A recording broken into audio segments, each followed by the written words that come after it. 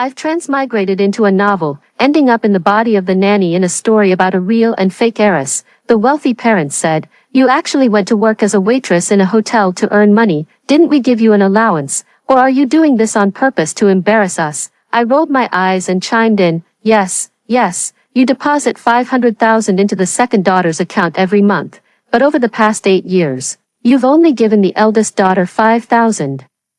How could you possibly not have given her any money? The eldest daughter used that money to buy a car, a house, and live it up," the younger brother said. "Although I only see Heidi as a sister, for the sake of our blood relation, I'll try to accept you."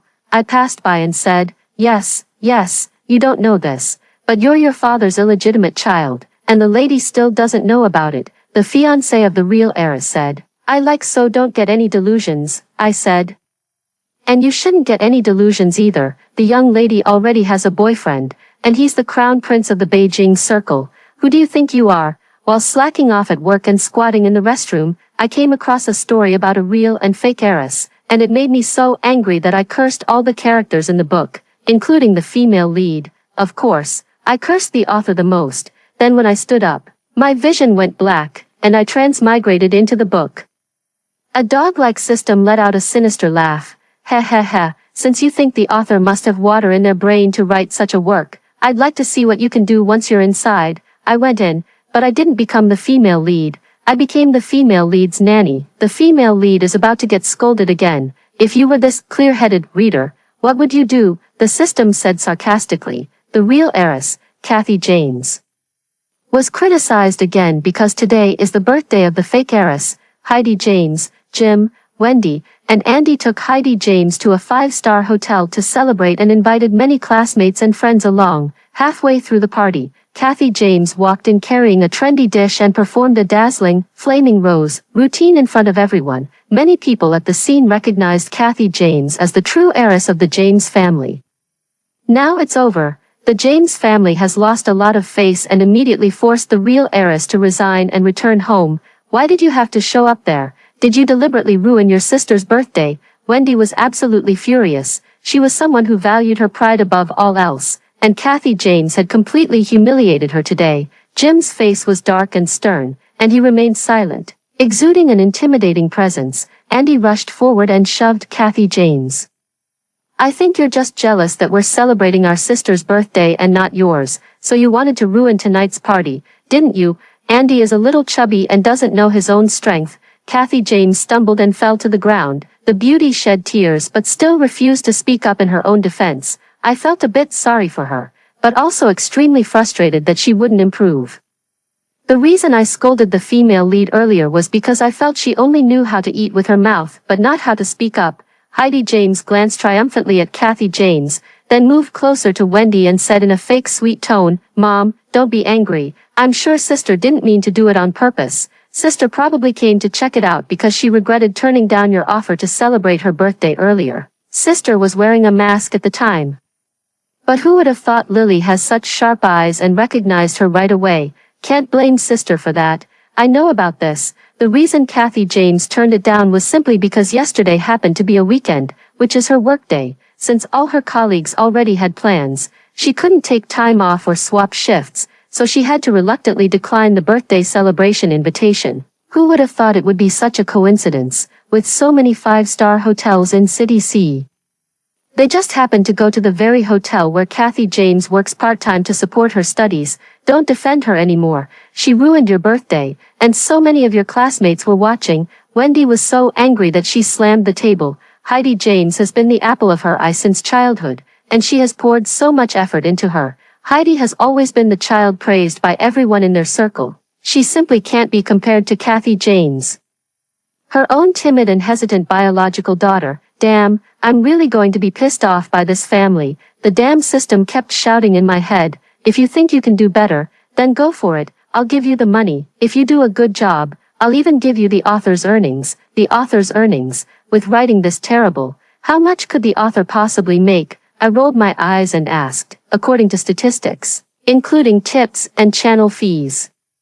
The total earnings for this book so far are over 3 million. What? Over 3 million? For a moment, I didn't know whether to envy the author for making so much money or to rejoice at the thought that I might get my hands on that 3 million. Linda, bring me a glass of water, the system said. She's calling you, calling me. I quickly poured a few glasses of warm water and walked over. Wendy gulped it down in one go and said, "You actually went to work as a waiter at a hotel to earn money. Didn't we give you enough, or are you doing this on purpose to embarrass us? 3 million. If you don't erupt in silence, you perish in silence." I rolled my eyes and said, "Yes, yes, you transfer 500,000 to the second young lady's card every month, and over 8 years, you gave the eldest young lady 5,000, which she used to buy cars, houses, and live it up. How could you possibly not have given her any money?" The silence was so profound you could hear a pin drop. Everyone's gaze was fixed on me.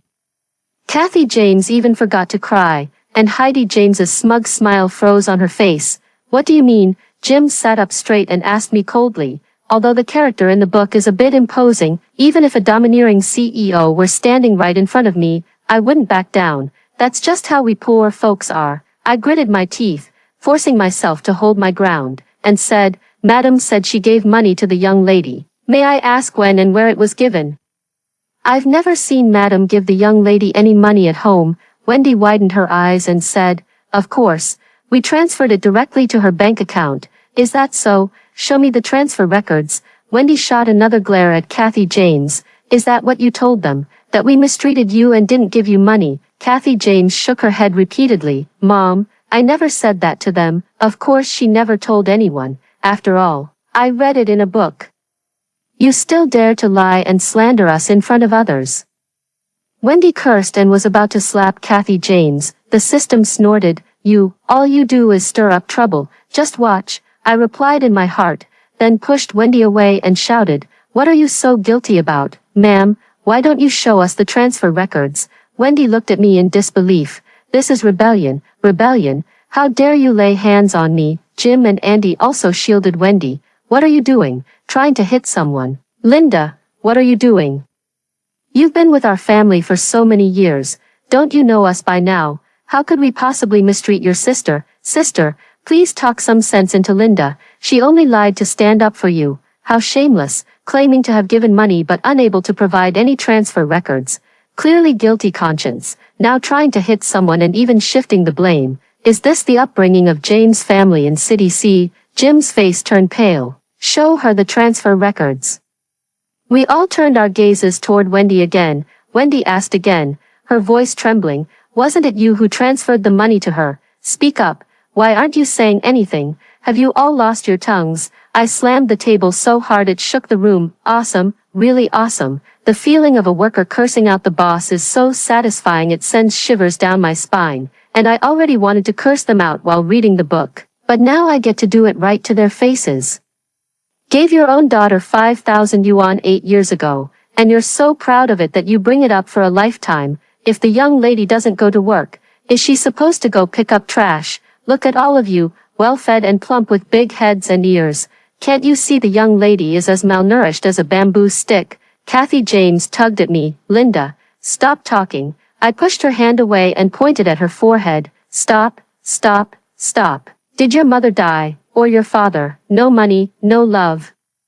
Just slaps and a storage room to sleep in." Jim and Wendy's face looked as awful as a corpse that had been dead for 800 years. "Why didn't you say you had no money?" Kathy James, "You're so cunning. You deliberately didn't say anything, letting our parents assume the other would give you money, so you could accuse our family of mistreating you, right?" Andy, whose brain seemed to have been crushed by a door, shouted with reddened eyes, listening to my thunderous words.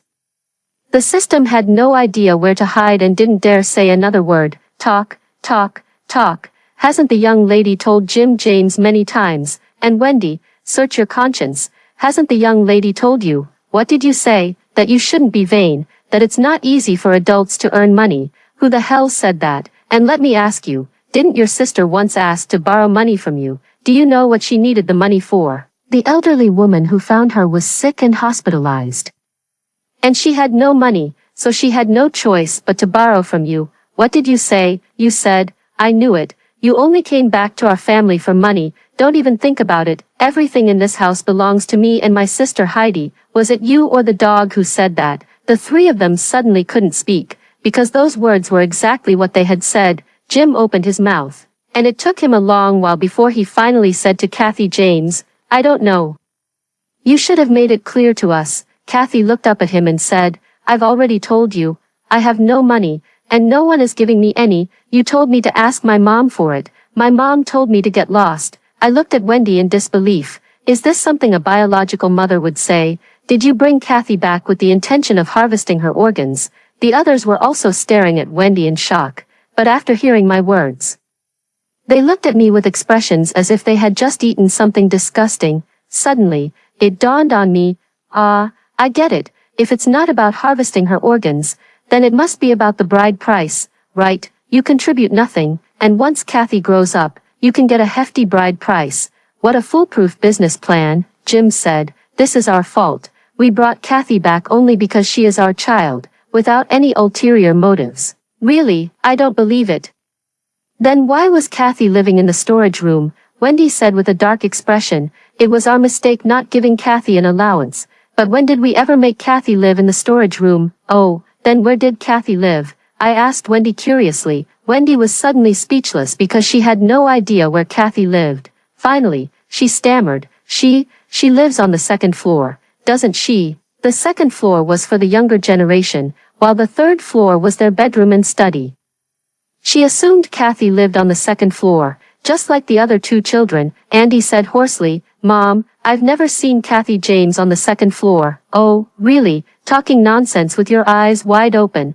Where on earth does that young lady live?" Jim said to Kathy James, "Take us to your room to have a look." Kathy James thought for a moment, then led them upstairs. When she opened the door labeled storage room, they were all taken aback. The room was even smaller than their bathroom, containing only a single bed, a small wardrobe, a simple desk, and a chair. Moreover, the room had no windows, let alone air conditioning. In the middle of summer, it was unbearably stuffy inside. They were all sweating. Jim looked at Kathy James with a complicated expression. "So you live here?" Kathy James nodded. "Exactly. Kathy has lived in this room for 8 years. And you still claim there's no ulterior motive in bringing her back. If this gets posted online, your whole family will be torn to shreds."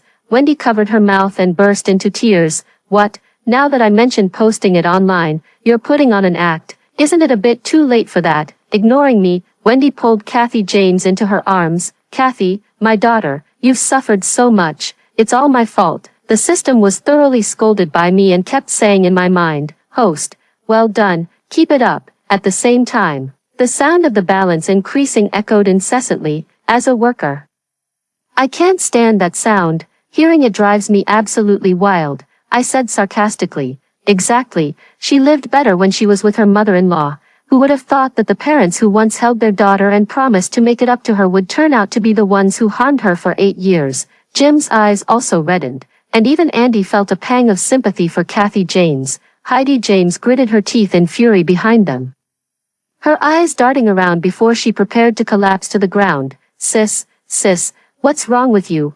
Andy's panicked cry came from behind as Heidi James clutched her chest and fell into Andy's arms. "Oh dear, host, the vicious female supporting character has fainted again. Now let's see how you handle this."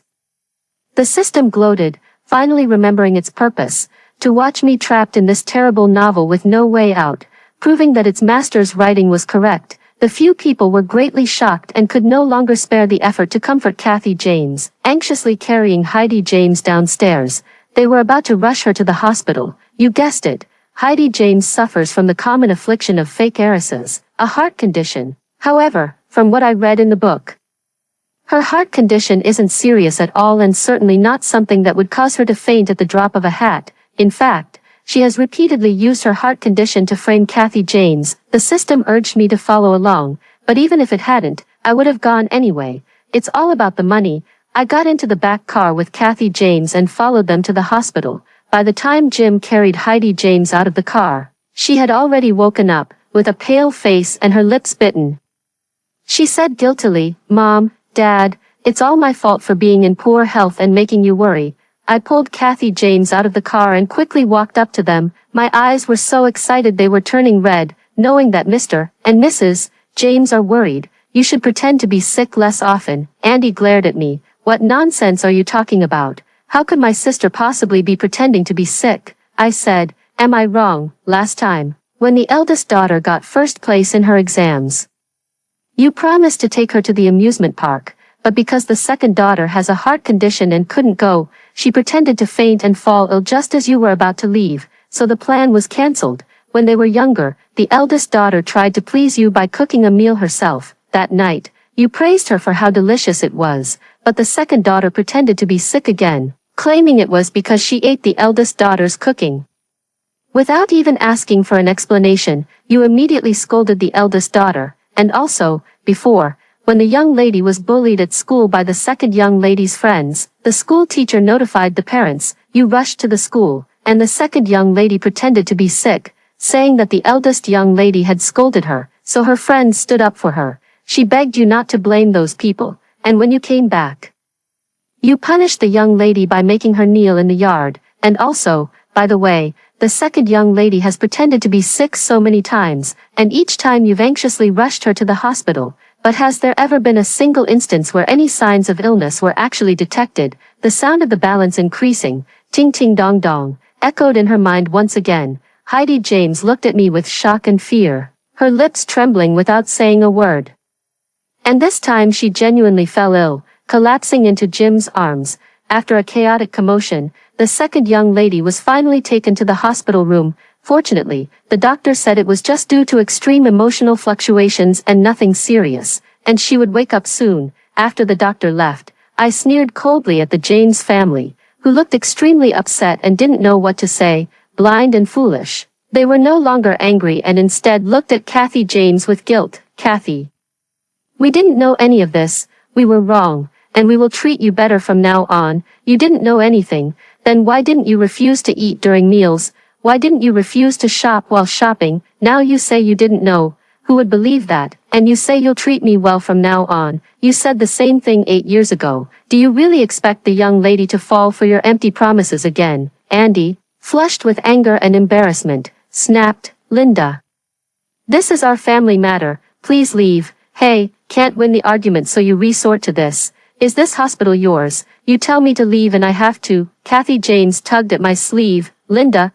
why don't you step out and take a break? I'll listen to what they have to say. Alright, I'll listen to the female lead. I really do need to calm down a bit. I'm terribly thirsty. The voices inside the room were soft, and the hospital room was well soundproofed. Even if I pressed my ear against the door, I couldn't make out what was being said. When Kathy James came out, her eyes were red, but she radiated a vitality I hadn't seen in a long time. She said, from now on, I have nothing to do with them. Come with me and leave James' house. Of course, I have to follow if the female lead is leaving James' house. As far as I know, during this period, Kathy James was noticed by a somewhat famous director in the entertainment industry, who wanted her to star in a movie he was planning to film.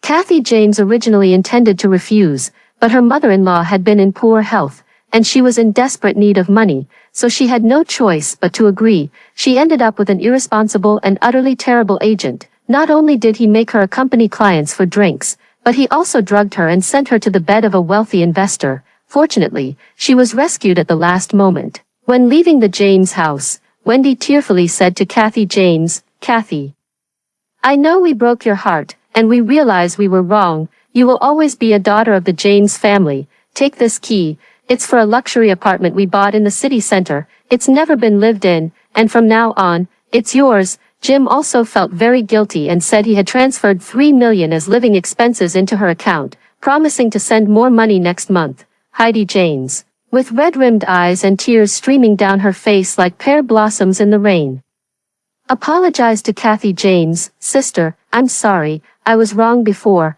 I shouldn't have competed with you for mom and dad's affection. Kathy James neither accepted the key nor took the card, and of course, she did not forgive Heidi James. Andy approached hesitantly and said, I'm sorry for wrongly accusing you before, but after all, Heidi and I have lived together for over a decade, so our bond is naturally stronger than yours. Although I only see Heidi as a sister, given that we share blood ties, I will try to accept you.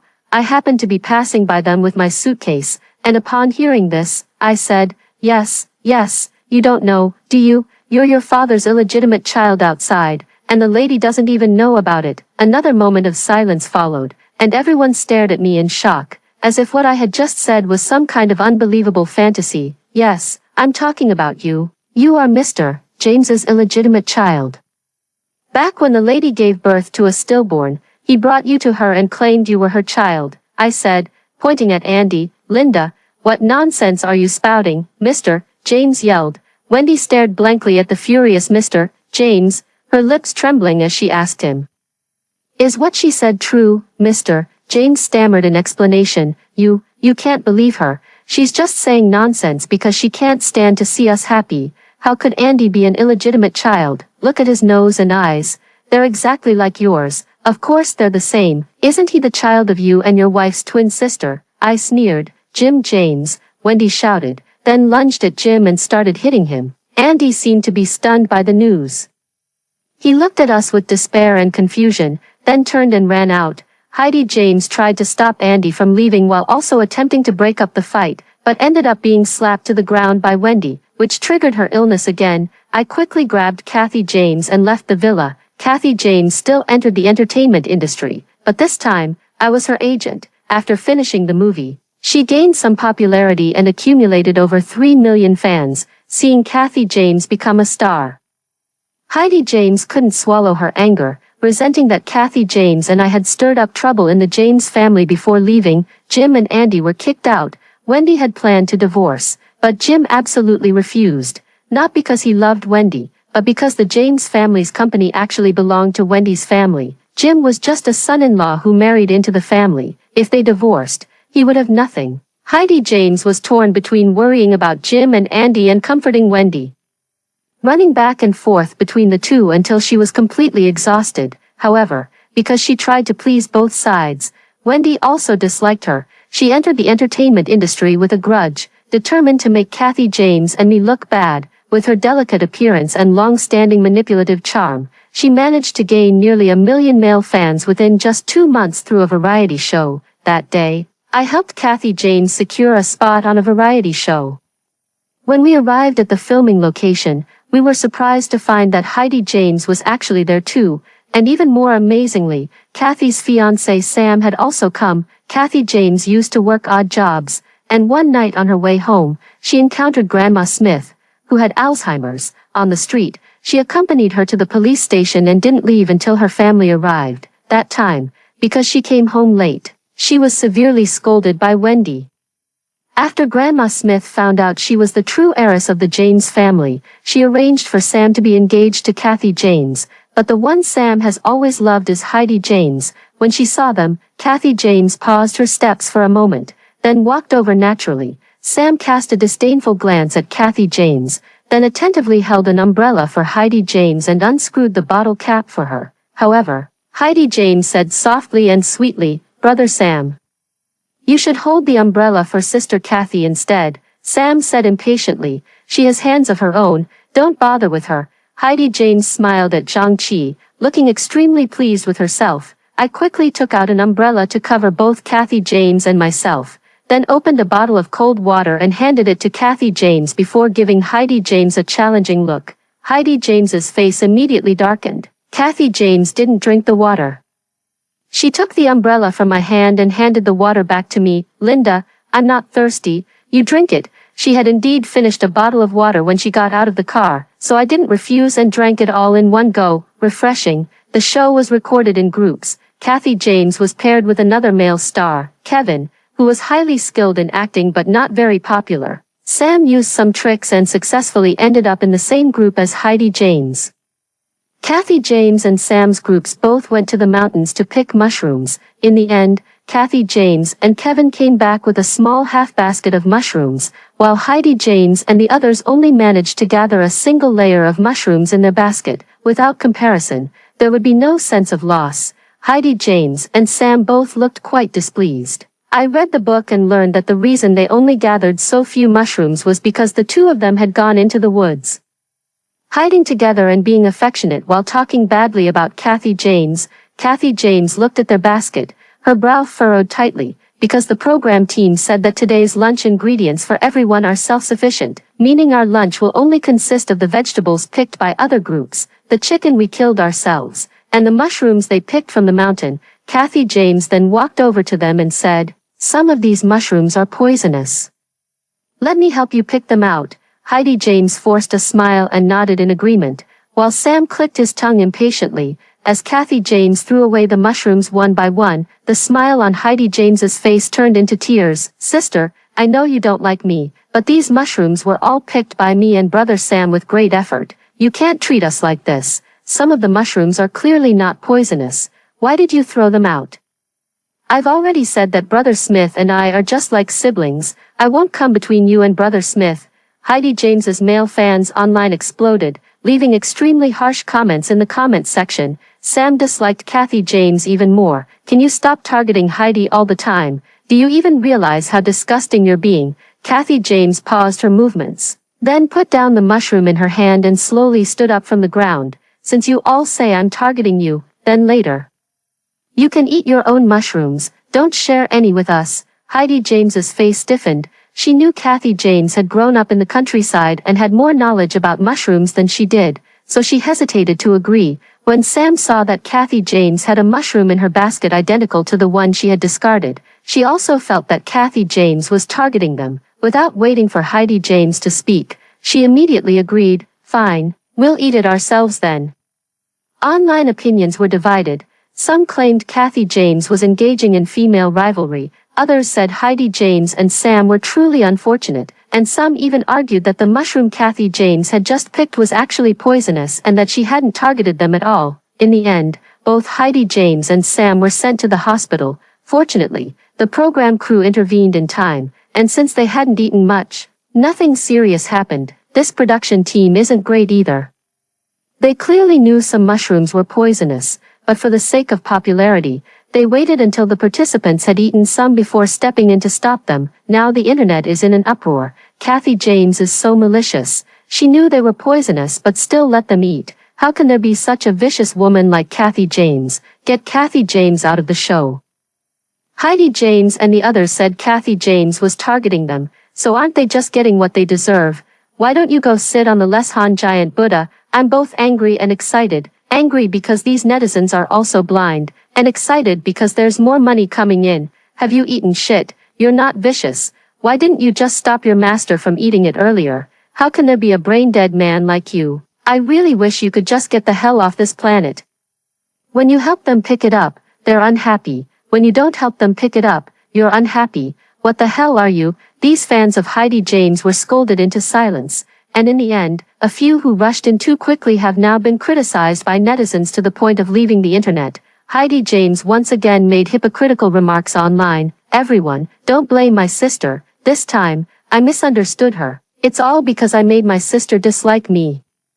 So I thought she was trying to take the opportunity to put me down. Can this be tolerated?" Kathy can tolerate it, but I can't. After all, I am the most badass keyboard warrior. I picked up my keyboard and boldly started speaking my mind. "May I ask why your sister doesn't like you? Is it because you faked a heart condition, which made your sister's biological parents dislike her, or because you acted as a troublemaker, driving a wedge between her and her family, causing her to sleep in a storage room for 8 years and only receive $5,000 in living expenses over those 8 years? Or is it because you're being ambiguous and inappropriate with your sister's fiancé?" The internet suddenly fell silent. The system stammered, "Host, no man will like you if you act like this." I cursed the system furiously in my mind. What do I need a man's affection for? Can it be eaten or drunk? What I want is money, the author's money. Where is my money, then? The sound of my balance increasing with a series of dings echoed in my mind again. I said softly, "System, my beloved system, give me more tasks like this." Then the system shut down, but soon, netizens who could find anything except a partner posted photos of Heidi James showing off her wealth and posing with the James family over the years. In contrast, there were photos of Kathy working part-time jobs to earn money.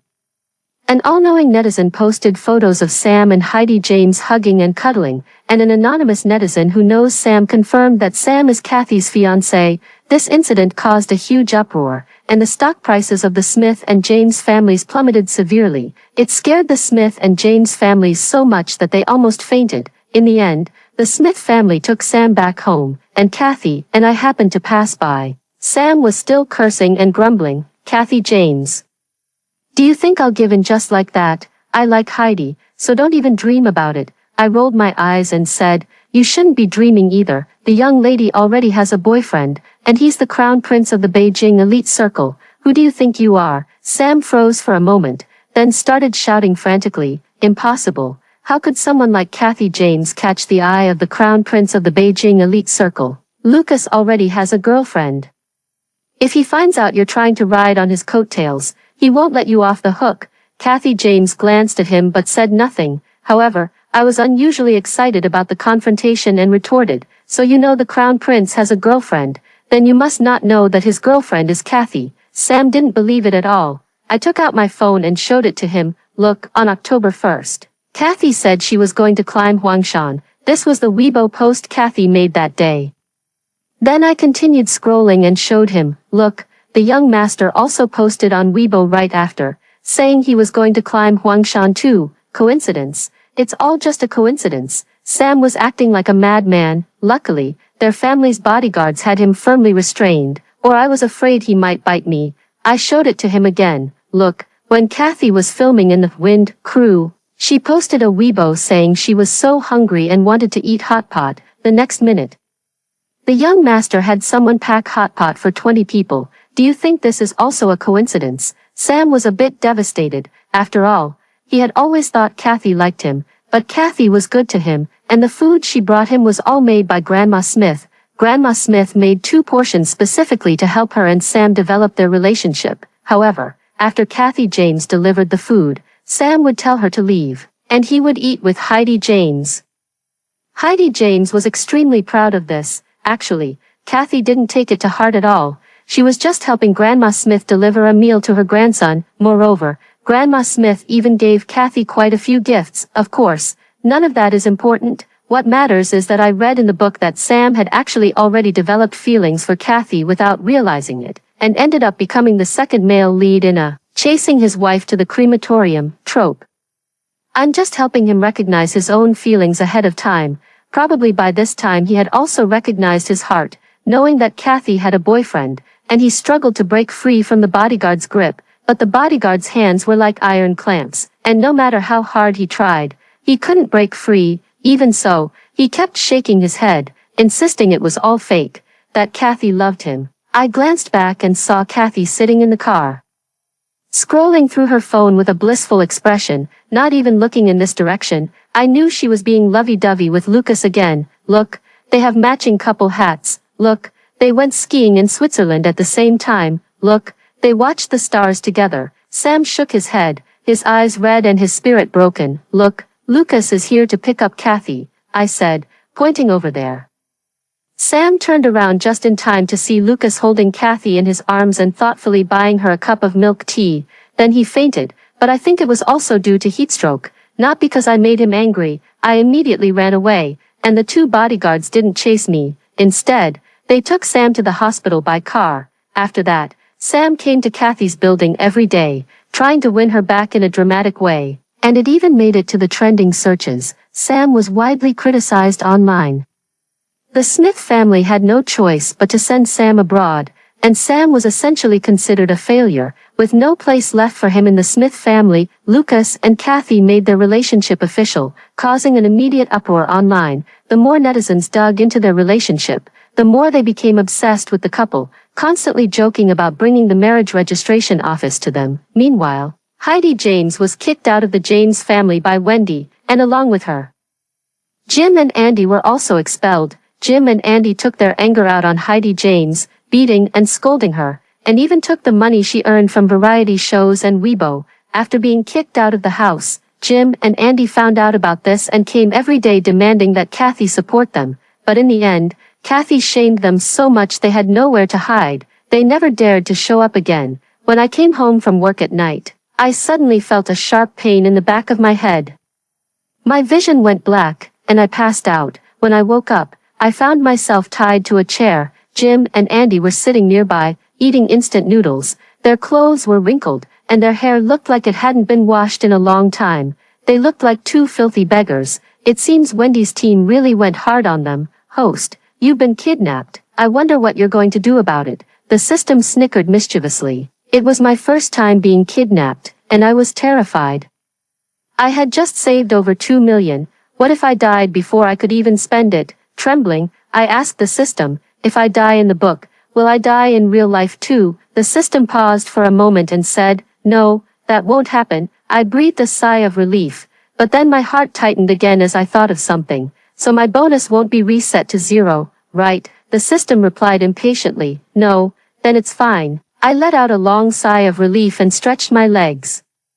I had no idea how long it had been. My legs were a bit numb. Hearing my voice, Andy suddenly looked over. You're awake. He crouched in front of me, his eyes filled with desperate hatred. It's all your fault. If you hadn't told that wretched woman I'm not her biological child, my father and I wouldn't have ended up like this. He tapped my face with the knife. It was cold and a bit painful. I mustered another breath. The system said I wouldn't die, but it never said I wouldn't feel pain. I whispered fearfully, brother, could you please step back a little? Your bad breath is bothering me. Andy got so angry that he slapped me hard and even wanted to stab me with a knife. Jim said coldly, don't hurt her yet. We're still waiting for Kathy James to bring the ransom. Have Kathy bring the ransom to save me. How much did you ask for? Andy laughed. 200 million. Gasp. I drew a sharp breath. I had never seen that much money before. Was I really worth that much? You caused us trouble by standing up for Kathy James back then. Now let's see if Kathy James is willing to come and save you. Don't wait until the end when she ignores you. Then you'll be in trouble. It shouldn't come to that. Kathy and I have a good relationship. Dad, give Kathy James a call and ask if the money is ready. Jim took out his phone and dialed Kathy's number. Kathy James's anxious voice came from the other end of the phone. Don't hurt Linda. I'll bring the money right away. I hadn't read the kidnapping part yet, but generally speaking, in stories about switched identities, there's always a kidnapping plot, so I had told Kathy James that if she ever encountered such a situation, it would be best to call the police first. She shouldn't be foolish enough to come alone, right? I was still a little worried. After all, the people in the story don't like calling the police. What they prefer is some kind of exchange, taking a few people with them and rushing into danger. But if you ask me to warn Kathy now, I'm afraid these two lunatics might stab me a few times. An hour, or perhaps longer later, Jim's phone rang. The money is ready. When and where do we make the exchange? Come alone to the unfinished building in the suburbs. After hanging up, the atmosphere grew tense. I coughed twice and asked them, is it the cash you want? Jim and Andy were practically dying of laughter, looking at me with disdain. You country bumpkin. Do you have any idea how much 200 million in cash is? It would take 3 armored trucks to transport it all. So how do you exchange? At that time, she will transfer the money to our overseas account in front of us, and then, hand me over to her. How will the two of you escape? Andy sneered and said nothing. Jim didn't even glance at me. It seems they never intended to let me go, and they didn't even plan to spare Kathy James. I quickened the pace of cutting the rope. I had a small blade hidden in my bracelet. I knew that in this story of the real and fake heiresses, there would definitely be dangerous situations, so I prepared many self-defense gadgets for both Kathy James and myself, and the necklaces that Kathy James and I are wearing have tracking devices in them. We spent a fortune on them, and ordinary signal jammers won't work. The system in my head shook back and forth. Let's see what you can do about it. What can I do? I'll deal with you to the death. You damn system. In the pitch-black unfinished building, only a camping lamp was lit in front of them. Behind the two, I saw a dark figure flash by. My heart tightened, and I asked them again, are you planning to go abroad afterward? Andy impatiently knocked on the table. Why do you talk so much? I talk so much, of course, to draw your attention and keep you from noticing the special police officers behind you. It's great to go abroad. Which country are you planning to visit? I felt a bit more relieved. Several dark figures silently approached Andy and the other person, using the load-bearing walls for cover. One of them seemed to step on a garbage bag, making a faint noise. Just as Jim was about to turn around to look, I immediately coughed and said, Did you never intend to let Kathy and me go? Jim looked at me again. You're quite clever, Linda. Tell me, are you a jinx? If it weren't for you, would we have ended up like this today? Not only am I going to kill you, but I'm also going to kill Kathy James, whom you're protecting. If it weren't for her, you'd still be serving us obediently. Kill who? I think you'll die before I do. Seeing several special police officers signaling to me, I slowly stood up. Jim and Andy also sprang to their feet, ready to come over and deal with me, but they were immediately pinned to the ground by two dark figures. Don't move, police. Jim, James and Andy. You are both suspected of kidnapping and extortion. You are now under arrest in accordance with the law. Jim, James, and Andy struggled on the ground like trapped animals before being hauled to their feet. No wonder the parents and siblings in those true and fake era stories are all fools. They can't even pull off a kidnapping properly. It's such a waste of talent for these special police officers to deal with just the two of them. I followed behind the special police and said, Officers. As you just heard, they're not just involved in kidnapping and extortion, they also plan to kill. Give them a severe sentence, a very severe one. Kathy James rushed in from outside and threw herself into my arms, saying, Linda, Linda, you scared me to death. Seeing her crying so hard that tears and snot were about to run down her face, I quickly took out a handkerchief and handed it to her, saying, Here, wipe your face, don't get it on my clothes. They're really expensive. Kathy James stopped crying, gritting her teeth and glaring at me. Jim, James and Andy were brought to court, sentenced to life imprisonment with lifelong deprivation of political rights. Wendy, now all alone, often comes to visit Kathy.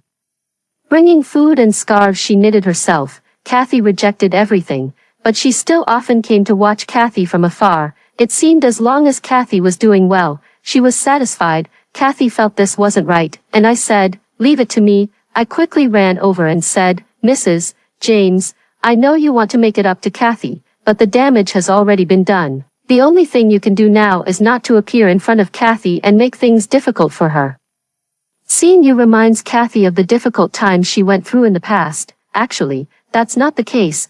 Kathy rarely looks back. In the end, Wendy walked away dejectedly and never appeared before Kathy again. When Kathy achieved success in her career, won the Best Actress award, and married Lucas, I left the world of the book and returned to my own world. As I flipped through the novel in my hands, the entire process changed. What was once a tragic story turned into an exhilarating one. All the original author's royalties were taken by the system and given to me as a reward, and because I envied the author's income, I became an author myself from then on. Great, it's time to write again. After hearing the first story above, what are your thoughts? Feel free to share your opinions in the comments section. Next, there is another similar story. Let's continue to see. The day I was found by the Lewis family, the aunt at the orphanage said to me with a smile, Fiona, your good days are about to come. Your biological parents are very wealthy, but my playmate, who loves reading stories about real and fake heiresses, warned me, after you go back, you must remember to be careful of the fake heiress. If she bullies you, fight back. If she acts like a green tea *tch, act like one back. Anyway, be careful. I nodded and agreed half-heartedly, but after I returned, I just realized such a thing would never happen, because the fake daughter is a fool. The first time I met the fake daughter, she was thin and small. Her clothes are not very clean either. She doesn't look like a wealthy young lady at all. The nanny, Lena, explained to me with a smile. The young lady was born with some mental challenges. Taking care of her is much more troublesome than others. Every time I change her into clean clothes, they get dirty again in no time. She also refuses to eat during mealtimes. She always takes a few bites and then pushes the food away. Even the master and mistress don't like her, so they've left her entirely in my care. I have other things to attend to as well, and over time, she didn't say what came after, but I understood. After saying that, she flattered me again with great enthusiasm. But you, miss, are definitely not like that fool. You're so clever. I'm sure you'll win the favor of the master and mistress. And what? I always said that the madam and sir are both so good-looking and intelligent. How could their child possibly be a fool? So it turns out the babies were switched. Miss, don't worry. From now on, you are the only young lady of our Lewis family. Perhaps. Lena's voice paused. It seemed she had thought of a suitable form of address. He continued, perhaps this fake young lady will be sent away tonight. In the evening, I finally met my biological parents. When they returned, the nanny called me downstairs. Father had a grave expression on his face. Mother was the first to come over and hug me. My child, you've suffered so much these years. She kept asking me all sorts of questions. Instead, it made me even more unsure of what to say. Mom helped me sit down on the sofa. They started discussing Luna's future right in front of me. Luna is the fake heiress, I heard Mom say. What about Luna? Even though she's not our biological child, we've raised her for so many years. There's still some affection there, Dad replied. Let's send her away. That child has done plenty of things to embarrass me over the years. I've never liked her. Besides, with the only blood tie gone, what reason is there for her to stay? Mom was about to speak. I don't know where the courage came from. I suddenly spoke up. We can't send her away. Perhaps they didn't expect my reaction to be so intense. In an instant, everyone's eyes turned to me. With her personality, she would be at a disadvantage in the orphanage, I explained weakly. The orphanage was a good place for me, but not for her. The year I first entered the orphanage, I was bullied, for no reason at all. They would splash cold water on me. He would deliberately put dirt in my food when the aunt wasn't looking. He would also falsely accuse me of bullying them. So, I actually did it. I recklessly grabbed a chair and swung it at the leader, no matter how others kick or hit me. I only fight back against that person. In the end, that person begged for mercy after I beat them up. From then on, no one dared to bully me again. Someone with a personality like Luna's would only end up being bullied if she went there, so, she absolutely must not go to that place. Besides, to be fair, Luna's parents were very good to me when they were alive, truly very good. Because of me, they didn't have a second child. Instead, they gave all their love to me. Even though our family wasn't very wealthy, they never hesitated to spend money on me. He never hits or scolds me. He never lets me do household chores. Every day when he comes home from work, he always brings me something delicious to eat, until an accident happened. Both of them died in that car crash. My uncle seized the compensation money and our family's house. He didn't allow me to go to school and made me serve them at home every day.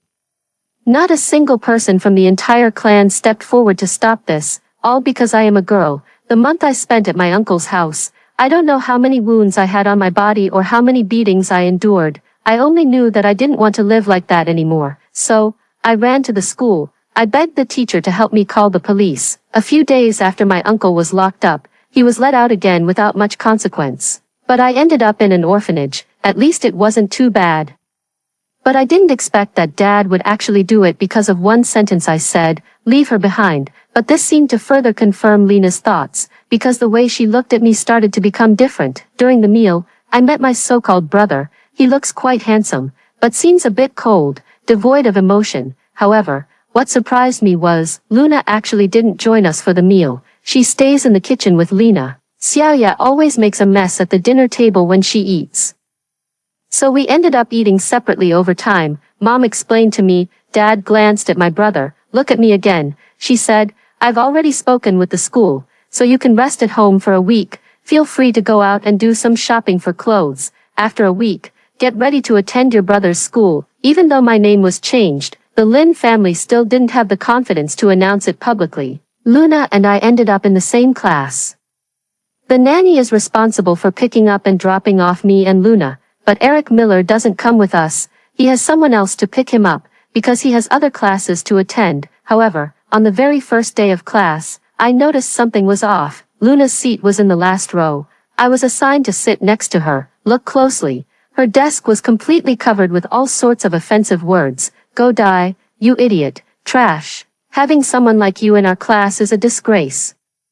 And as soon as I sat down, someone started a conversation with me. Hey, transfer student, did you know, your desk mate is an idiot? I suggest you just move your desk and find a spot to sit by yourself. How embarrassing is it to share a desk with a fool? Meanwhile, the breakfast Lena prepared for Luna, as soon as it was placed on the table, it was snatched away by the person in front of her. Then, without any hesitation, he tore open the packaging and started eating.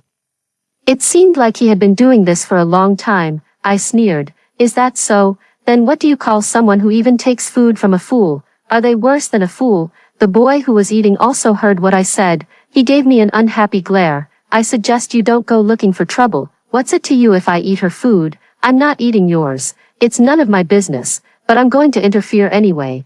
I snatched the meal right out of his hands. The food was already dirty and couldn't be eaten.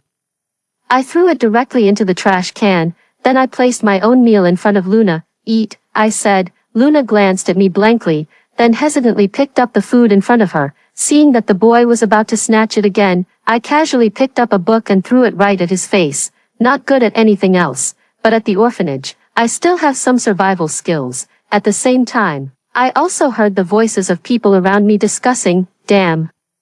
It's the first time I've seen someone stand up for a fool. This fool's own brother won't stand up for her, so why are you bothering? It's over. She offended the eldest son of the Tang family on her very first day. She won't have an easy time from now on. Sam wasn't one to take things lying down either. He grabbed a pen from the table and was about to throw it at me. I quickly caught his wrist. I know best how to use force to make him feel pain. Sure enough, it didn't take long. A blush gradually spread across his cheeks. It was from the pain. Seeing that he still refused to beg for mercy, I increased the pressure even more. Only then could he no longer bear it and mumbled, I was wrong. I looked at him without saying a word. He said loudly again, I was wrong. I promise I will never take his food again. Only then did I let go of him. That night, I became famous at school. Not because of the breakfast incident. Sam felt more and more aggrieved as the day went on, so.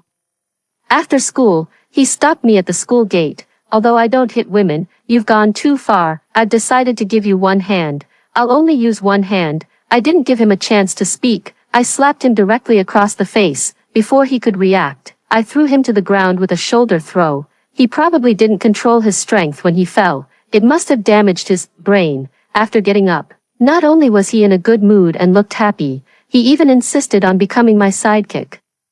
On the second day of being my subordinate, he brought me breakfast. We looked at each other in surprise. Can't you bring your own breakfast? Why did you take Luna's breakfast? He embarrassedly scratched his head. If I don't take it, someone else will, so I might as well have it myself. Me, I couldn't help but glance at Luna's desk again. The more I looked, the more frustrated I felt. Alright, if you replace Luna's desk, I'll take you as my underling. Sam stared at me, his eyes gleaming. But soon, he fell silent again. No one who uses this desk would feel happy upon seeing the words written on it. He made me wait for a while. He found a table from somewhere. He gave it to Luna, and the table with the swear words written on it was thrown away somewhere. Because of Sam, no one in the class dared to bully Luna anymore. It's that simple. Through this period of interaction, I also learned that Eric Miller was highly respected among the students, handsome, always ranked first. Comes from a good family. If a single casual remark from Sam could keep Luna from being bullied, why can't Eric Miller do it? I thought of that phrase again. This fool, even her own brother won't stand up for her. So, when the opportunity came, I stopped Eric Miller. Eric Miller looked at me as if I were an idiot. Why should I help her? No matter how outstanding I am, whenever they mention me, they always say I have a foolish sister. She is the stain on my life. Now it's better. She's not even biologically related, and you insist on keeping her. Allowing her to stay is already more than enough. He finished speaking in an unfriendly tone, bumped into my shoulder, and stormed off angrily. I stared at his retreating figure, standing in place for a long time. When I had been here for a full year, my father took the initiative to propose hosting a family recognition banquet for me. After such a long time, I have changed a lot. I've become fairer and prettier. I'm no longer the disheveled girl from the orphanage I was when I first arrived. The most important thing is, because my grades have consistently been among the top 3 in my grade, during meals, my dad no longer talks only about Eric Miller. Gradually, my name started coming up more often too. He also began enrolling me in various interest-based classes. At the same time, I also learned, the reason Luna doesn't eat at the dinner table isn't because she makes a lot of noise during meals. On the contrary, she is very well behaved. It's just because Dad and Eric Miller don't like it, and I found that Luna is actually very smart. She only needs to glance at the content in the book, and she can remember most of it. In other words, those mocking words on the desk, she actually understood everything, but she just silently looked at those words. When my uncle brought the whole family to our doorstep, I was just about to go to school with Luna. They can't get in. They desperately blocked our car right outside the villa. Taking advantage of the moment the driver stopped the car, My aunt and her two sons worked together in a coordinated effort. He opened the car door. He was about to pull Luna out from inside. At the banquet, his uncle's friend was working there as a waiter. He learned everything. I told my uncle again. We were dragged down by them. They were about to take Luna away. Lena and I struggled desperately to shield her behind us. The commotion here was too loud. Soon, it attracted the bodyguards. Seeing someone approaching, the uncle let go of his hand. Still speaking firmly, he said, "What's wrong with me taking my niece home? You knew my niece was mistakenly taken, yet you didn't tell me. Isn't that clearly human trafficking?" The driver has already called my dad. Fortunately, it wasn't far. He arrived quickly. Uncle must have recognized Dad. His attitude immediately improved. Even his tone became a bit friendlier. "You must be the parent of the family that mistakenly took my niece. I came here today with no other intention than to take my niece back. After all, she is the only child in my sister's family. After bringing her home, I will take good care of her. Besides, she needs to recognize her roots and return to her origins." If I hadn't stayed at his place before, I would have been fooled by his words. He never genuinely wanted to treat her well. He just thought she was a fool and easier to control. Dad's brows were furrowed unnaturally. "He's just a fool. What good would it do for you to go back?" Uncle took out a pack of cigarettes from his pocket, lit one, and tried to hand another to Dad. Dad didn't take it. He simply put the cigarette back into the box. "You just don't get it. No matter how foolish she is, she's still a girl. After a couple of years back home, we can find her a husband. Someone will still want her." This was his real intention. Seeing no one respond, Uncle awkwardly coughed twice. There were 4 or 5 security guards surrounding them. Uncle simply couldn't take Luna away. He then said, "If I can't take her, that's fine too. Give me 500,000. And the child is yours." The smoke was thick and emitted a choking smell. I couldn't help but fan my nose, but I never expected to be called on again. "Fiona, do you think Xiaoya should stay?" Although I don't know why he asked me, but I still nodded without hesitation. Her parents used to be very good to me. I should also protect her a bit. After receiving my response, Dad turned his gaze back to Uncle. Time passed minute by minute. Uncle nervously awaited Dad's reply. 200,000. My uncle didn't hesitate. "All right." These $200,000 would determine Luna's future custody rights. It would also determine Luna's future life. Actually, ever since entering the Lin family, the person I know best, besides Lena, is Luna. Mom and Dad are busy with work every day and are rarely at home. Eric Miller never treats me like his sister. He always puts on a superior attitude in front of me. Over time, I couldn't be bothered to respond, but I've been with the Lin family for so long. Yet I've never heard Luna say a single word. Lena says she can talk, only when there are just the two of them around. Luna occasionally speaks softly, but not very often. There aren't even a few times a month. The year I advanced to the 3rd year of high school, I jokingly said to Luna, "We won't be in the same class once school starts. Can you manage on your own?" That was the first time I heard her speak. Her voice was very, very soft. So soft that I thought it was an illusion. "No," she said softly.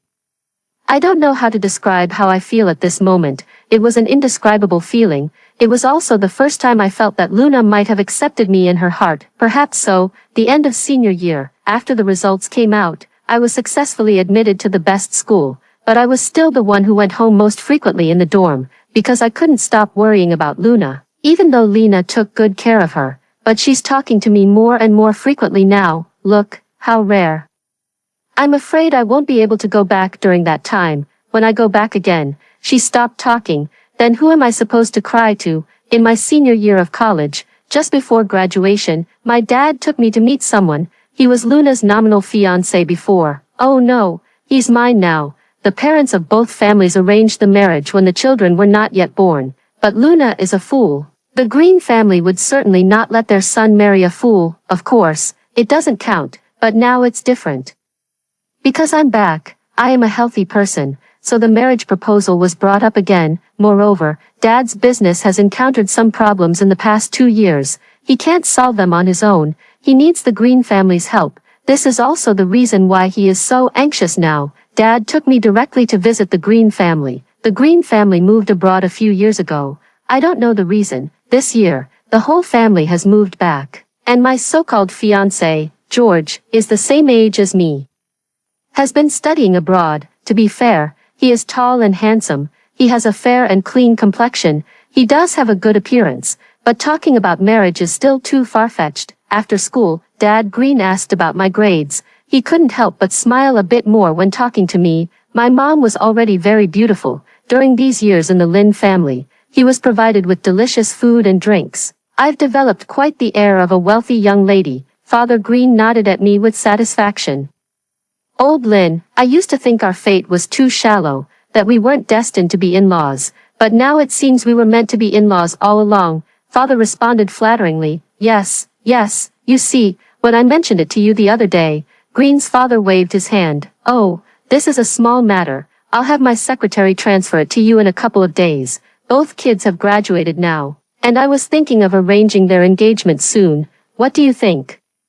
My father eagerly replied, all right, we'll do it your way. George and I, who had been silent all this time, finally raised our heads slightly. Our eyes met in the air. I saw reluctance in his eyes. What a coincidence, neither will I, but we both chose to remain silent. I still remember that year in 11th grade, because Sam was my sidekick. My relationship with him has always been very close, in my opinion. It's just normal playful banter, but in some people's eyes, it has taken on a different meaning. Sam has a childhood sweetheart. I've always had a secret crush on him. Sam is very straightforward and didn't notice this. Little Chingmei didn't blame Sam either. She put all the blame on me. She thought I was the one who seduced Sam. She had people stop me after school, wanted to teach me a lesson, but as luck would have it, I'm quite familiar with fighting. She didn't have many people to turn to, just a few close girlfriends she hung out with. Sam, a guy, couldn't even beat me in a fight,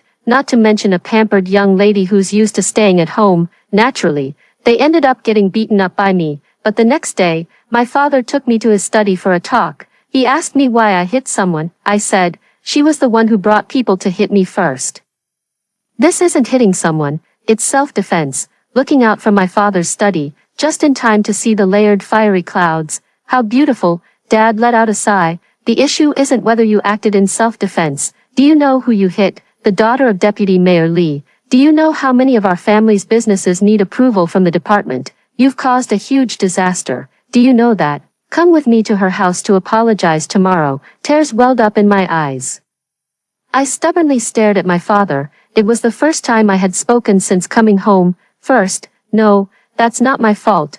Why should I apologize? Father rubbed his eyes wearily. It's not about who's right or wrong. Forget it. He sighed again. You wouldn't understand even if I told you. Anyway, you have to come with me to apologize tomorrow. I won't, I shouted, losing my composure. Ever since I came back, in front of everyone, I always appear gentle and easygoing. I never make a scene. I won't have much emotional fluctuation either. This is the first time I've been so out of control. Seeing me like this, my father knew it would be pointless to keep talking to me, so he directly ordered Lena to lock me in the storage room. Lena usually dotes on me a lot, but after all, it's my dad who pays her salary. Even though she kept apologizing to me, she still locked me in the storage room. I don't blame her. I know she was just doing her job. I was locked up for a day and a night.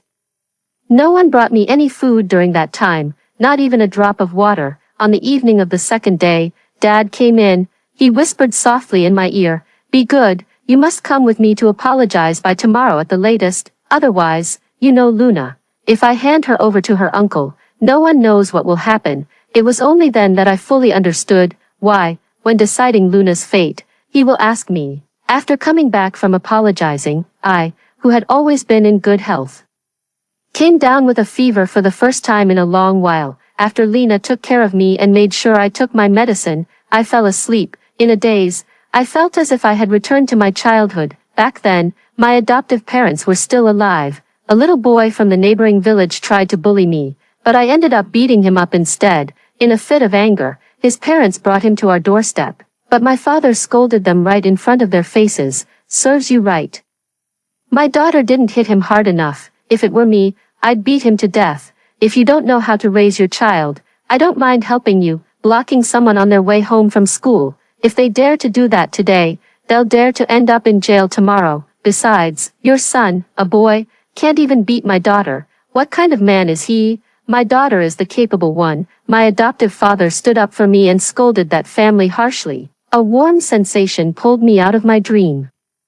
I thought it was Lena. I weakly opened one eye halfway, only to realize someone was checking my forehead temperature. It was Luna. After Green's dad and my dad had decided everything, only then did they remember we were still there. Dad Green asked me with a smile, "Fiona, how about getting engaged in a month?" My dad looked at me, his eyes kept hinting. I replied, "If Uncle Green thinks it's good, then it's all good." Dad Green was very satisfied with my answer. He was beaming with joy.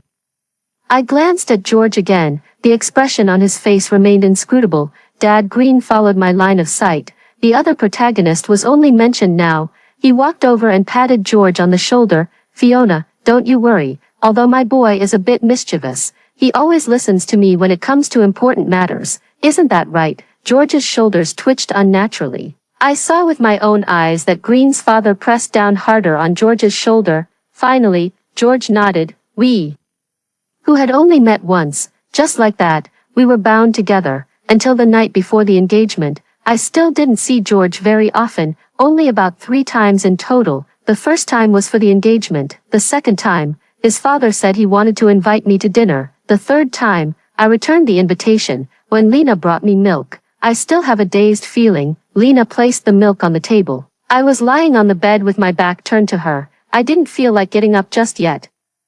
I didn't bother with that glass of milk. After a while, I noticed someone staring at me from behind.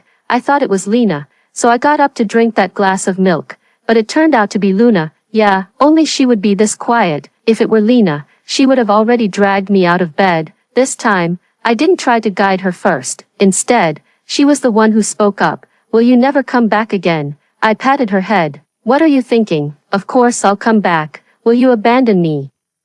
My hands suddenly paused. Words like these simply don't sound like something she would say. In other words, those 2 choices, Luna was fully aware of them. She was completely clear about it in her heart. I gently comforted her. "Don't worry, I won't abandon you. Who told your parents to treat me so well before? How could I possibly not care about you?" After getting engaged, George was going abroad for graduate studies. Green's dad wants me to go with him. I have no choice.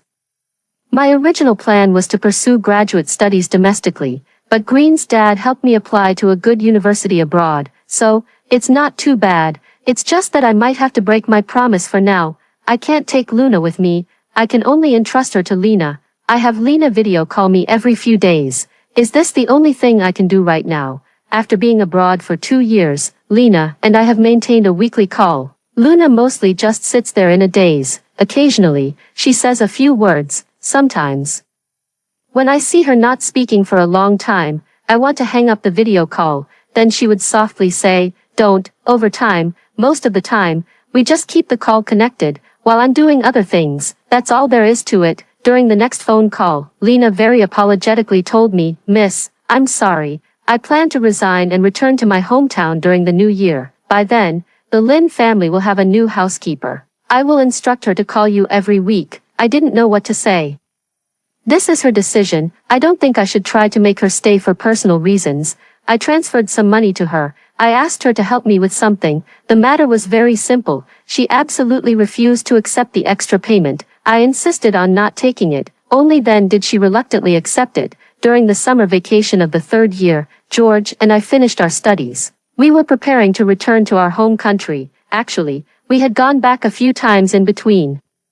But each time I didn't stay long. The first time we met after coming back, the parents from both families arranged to have a meal together. George kept skillfully putting food on my plate. Father Green was very pleased to see this. The matter of marriage was once again put on the agenda. My father was naturally very happy. Getting married meant he could permanently tie himself to the Green family's influential connections. George and I exchanged a glance. We brushed it off with tacit understanding. George started a company abroad last year. He has also built some reputation in the industry. Even his father's tone when speaking to him had softened a bit. I still remember these past few years since I returned to the Lin family. Eric Miller always called me Fiona Miller. It wasn't until after George and I got engaged. He only then began to change his tune, calling me sister. The next day, while George was at my house, I offered to take Luna out. This time, Dad agreed without hesitation. However, when I entered her room, Luna suddenly became timid and hesitant. Her head was lowered deeply. She didn't even react to my presence in front of her. I reached out and touched her shoulder. She shrank back like a startled fawn. "It was me," I spoke. Only then did Luna raise her head. She threw herself into my arms, looking very aggrieved. I looked at her arm. Her wrist was red and turning purple. I pulled up her sleeve. On her arm, there were very obvious red marks. Who did this? I suddenly became very angry, but Luna remained silent, still nestled in my arms. I tried to comfort her for a long time. Only then did she say one word, "Nanny." I couldn't help but furrow my brow tightly. No wonder. No wonder every time a new nanny is around her, she just keeps her head down and doesn't say a word. I thought it was because we hadn't seen each other for a long time and she felt unfamiliar, but it turns out to be like this. I took her out. On the way, I couldn't help but say to George, "I can't stand it for another day. I want to leave right now." You know what? The nanny actually abused Luna.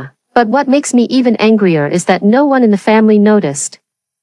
I only came back for a short while and I noticed. But what about them? How long have they been with her? George stared at me intently. "Are you sure you're leaving today?" I nodded. Yes, I had previously asked Lena to help her get her passport and visa. I want to take her out for a while first. "All right, then you go. I'll handle the rest." I gave him a grateful look. Actually, it was after I arrived in the United States. Only then did I understand why Green's father was in such a hurry to have me engaged to him. Because George still has a boyfriend in the United States. Green's father threatened his boyfriend's life, forcing him to break up. Until 2 years ago, they reconciled again. Because his boyfriend kept saying he was just a milkman, George thought his family was very poor. The arm cannot twist the thigh. He knew if his dad really had such thoughts, he couldn't stop him.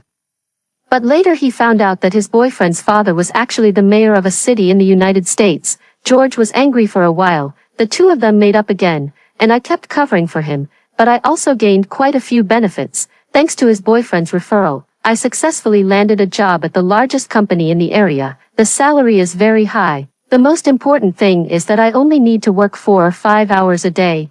I don't have any big ambitions. As long as I have enough money to get by, the money saved over these years, plus working for a while after graduating early, I used the saved money to buy a house locally. The house isn't big, but it's just enough for Luna and me. Like now, Luna is curled up in the living room, drawing. She has always been very well behaved. She doesn't run around either. She's effortless to take care of. As for George's side, I heard that after he had it out with his father. After all, George is his son. He couldn't bring himself to actually hit him. In a fit of anger, he cancelled all cooperation with the Lin family. My father's family calls me every day using different methods, but I haven't used that phone for a long time. The Lin family has some connections in City A, but here, they have none at all. Besides, no one except George knows my address. George came out directly on all platforms. No family would be willing to let their daughter marry him anymore. Moreover, he has already achieved considerable success abroad. Dad Green would definitely not prevent him from coming back. The reason for agreeing to the engagement back then was just a delaying tactic. After we exchanged contact information, he laid everything out on the table. He knew that even without me, Green's father would find the next one for him. Fortunately, we just cooperated, until he was capable. He told his father everything, and I got what I wanted. Everything that followed was an act. Now, he will soon return to the United States again. I made an appointment with him. When he comes back again, I'll treat him and his boyfriend to a meal. Now, we can also bring Luna along. After hearing the 2 stories above, what are your thoughts? Feel free to share your opinions in the comments section. Looking forward to hearing from you. If you liked this story, don't forget